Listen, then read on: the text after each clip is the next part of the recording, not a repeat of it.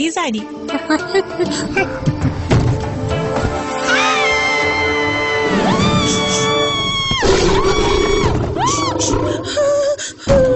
Wayo na bane.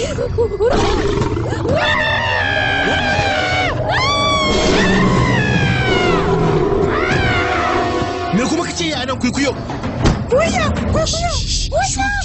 shuru ke kwa. Waya. Sauka. Sauka na ta kake ne? Ni ba zan sauka ba.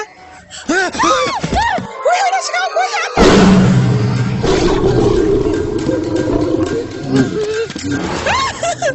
Ya ne?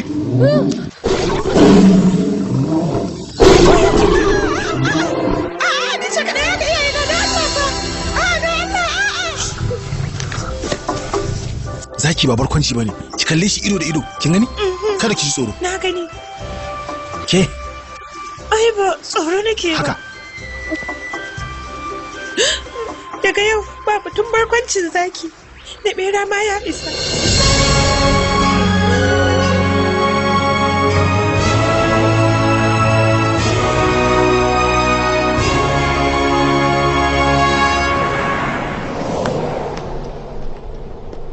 Wannan wani labarin soyayya ne.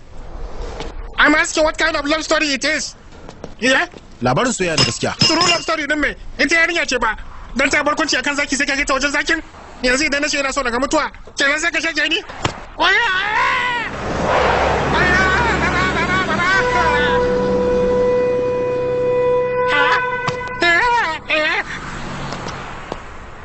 Ya san na ga mutuwa. Ni kuma na ga zaki.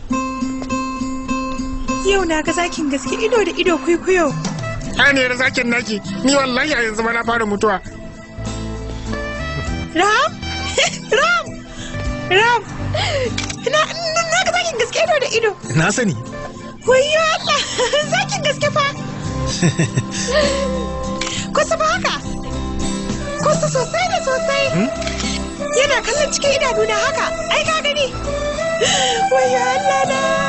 Ne ce wai ne ce? Wannan abu kamar almara.